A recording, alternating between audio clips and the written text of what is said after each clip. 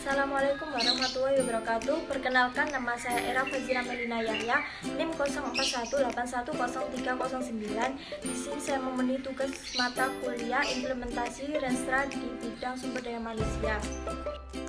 Sebelum ke pemaparan dari usaha masker kain, nah di sini ada beberapa contoh dari produk maskernya ya.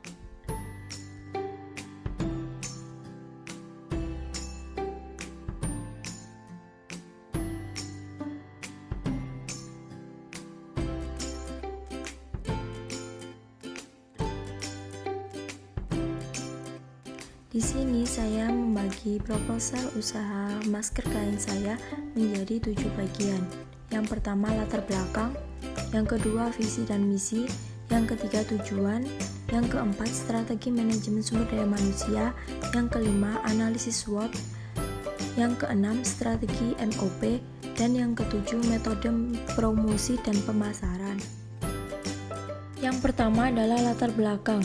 Latar belakang dari usaha produk masker kain saya yaitu masker adalah alat penutup muka yang melindungi bagian mulut dan hidung. Saat ini banyak penjual masker yang kita jumpai di pinggir jalan, juga di sekitar lampu merah. Meskipun begitu, belum banyak pengendara sepeda motor yang memproteksi diri terhadap efek negatif dari polusi. Seperti yang kita ketahui, masker ikut berperan serta dalam mencegah pengendara sepeda motor terhadap dampak polusi udara. Sepeda motor merupakan salah satu alat transportasi yang paling banyak kita jumpai di jalan raya.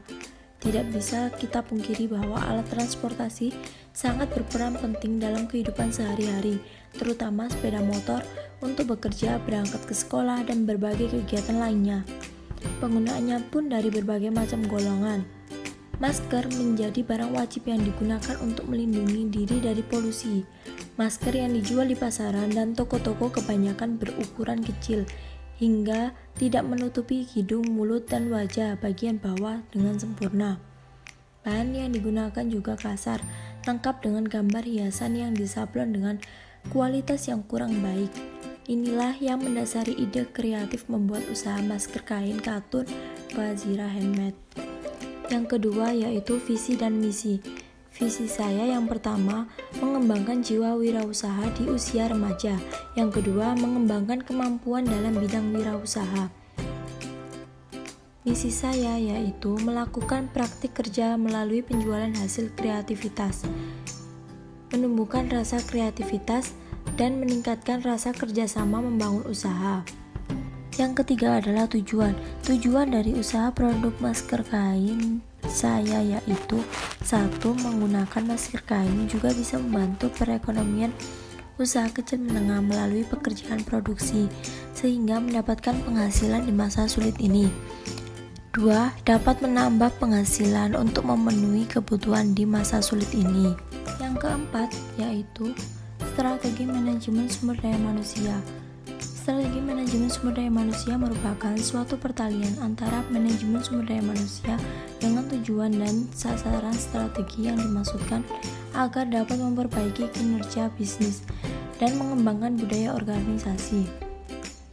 Strategi pengembangan SDM yang dapat dilakukan oleh perusahaan adalah berikut ini.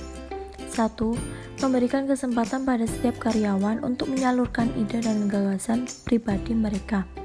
2. Memberikan penghargaan atau reward kepada karyawan yang bertujuan untuk membuat karyawan lainnya agar termotivasi untuk dapat menjadi lebih baik. 3. Mengadakan program pelatihan bagi karyawan. Yang kelima adalah analisis SWOT. Yang pertama, keunggulan. Keunggulan dari usaha produk masker kain saya adalah harganya terjangkau, coraknya bervariasi, bisa berulang kali dipakai, dan mudah untuk dibersihkan. Yang kedua, kelemahan. Tidak seefektif masker medis. Yang ketiga, peluang. Saat terjadi kelangkaan masker medis dan karena coraknya yang beragam bisa dijadikan bagian dari fashion juga. Yang keempat, ancaman. Saat harga dan persediaan masker medis sudah kembali normal. Yang keenam adalah strategi manajemen operasional.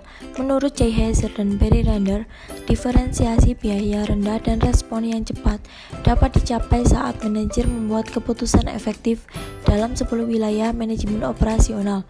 Keputusan ini dikenal sebagai keputusan operasi. Berikut 10 keputusan manajemen operasional yang mendukung misi dan menerapkan strategi. 1. Perancangan barang dan jasa. 2. Kualitas. 3. Perancangan proses dan kapasitas. 4. Pemilihan lokasi. 5. Perancangan tata letak. 6. Sumber daya manusia dan rancangan pekerjaan. 7. Manajemen rantai pasokan. 8. Persediaan. 9. Penjadwalan. 10. Pemeliharaan. Dan yang terakhir adalah metode promosi dan pemasaran. Metode promosi yang saya pilih yaitu personal selling, advertising, dan bonus packs. 1. Personal selling. Promosi dilakukan oleh penjual langsung ke pembeli maupun calon pembeli dengan tujuan untuk menjual produk atau jasa. Saya melakukan personal selling melalui Instagram story saya. Saya mempromosikan masker kain yang saya buat serta menjawab dan merespon tanggapan dari pembeli atau calon pembeli. 2. Advertising. Strategi promosi yang dilakukan oleh penjual dengan cara membayar untuk mendapatkan space di sebuah tempat maupun situs untuk mempromosikan barang atau jasa penjual tersebut. 3. Bonus pack strategi. Strategi promosi yang dilakukan oleh penjual dengan cara memberikan bonus dengan harga yang sama.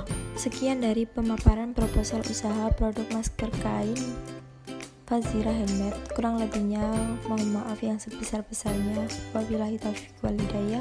Wassalamualaikum warahmatullahi wabarakatuh.